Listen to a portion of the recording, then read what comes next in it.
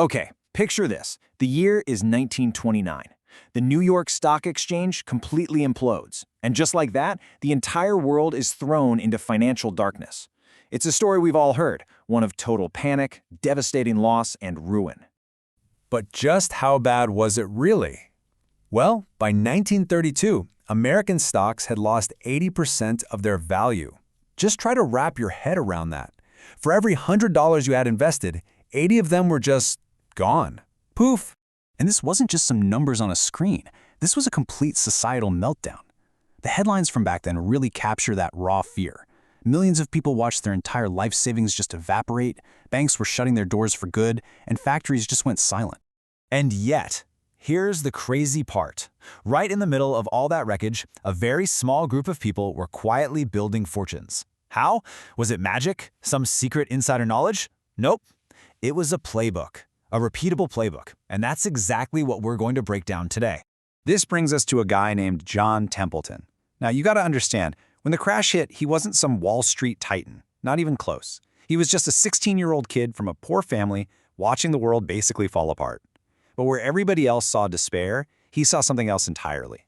His journey was anything but privileged. He scraped by, got through school on scholarships, and studied his way all the way to Oxford. He spent a decade just watching, learning from the Depression. And by 1939, right as Hitler was invading Poland and fear was peaking all over again, he decided he was ready to make his move. So while everyone, and I mean everyone, was panic selling, terrified about another world war, Templeton saw what he called a moment of maximum pessimism. He didn't run away from the fire. He borrowed money and ran straight toward it. He gets on the phone with his broker and gives an instruction that must have sounded completely insane. He said, "Buy me $100 worth of every single stock on the exchange that's trading for less than $1 a share." There were 104 of them, many practically bankrupt. The total bet, about $14,000, and most of that was borrowed money. People must have thought he had lost his mind.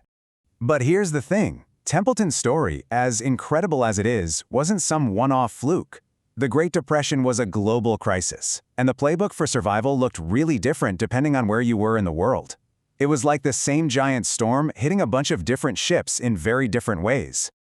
So first up, let's head over to Sweden.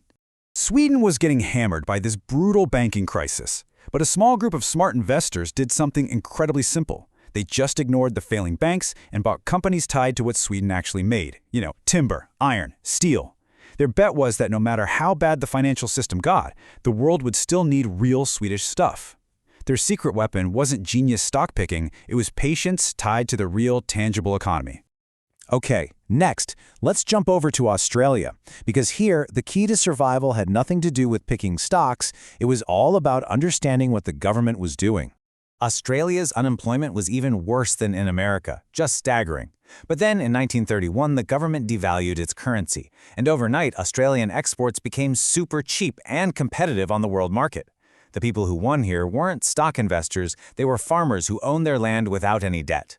The lesson? Understanding big-picture macro policy was absolutely everything. And for maybe the sharpest contrast of all, we look to Japan, where some really aggressive government policies created a completely different reality. Japan basically quit the gold standard way earlier than everyone else. This meant their currency was no longer pegged to a fixed price of gold. The yen dropped like a rock, which made their exports, things like textiles and steel, unstoppable. So while the West was just stuck in the mud, Japan's industrial output exploded by 80% in just 4 years. The big lesson here? A country's monetary policy can create a tidal wave of opportunity. So, let's circle back to Templeton. His move seemed wild, right? But underneath all that, it was built on a remarkably simple and powerful logic. Let's actually break it down. His whole strategy really rested on 3 core pillars. First, he found the mispricing.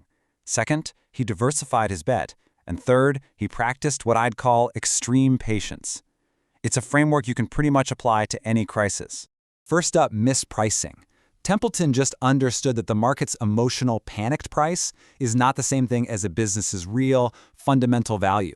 It's kind of like seeing a perfectly good house for sale at a huge discount just because everyone in the neighborhood is panicking.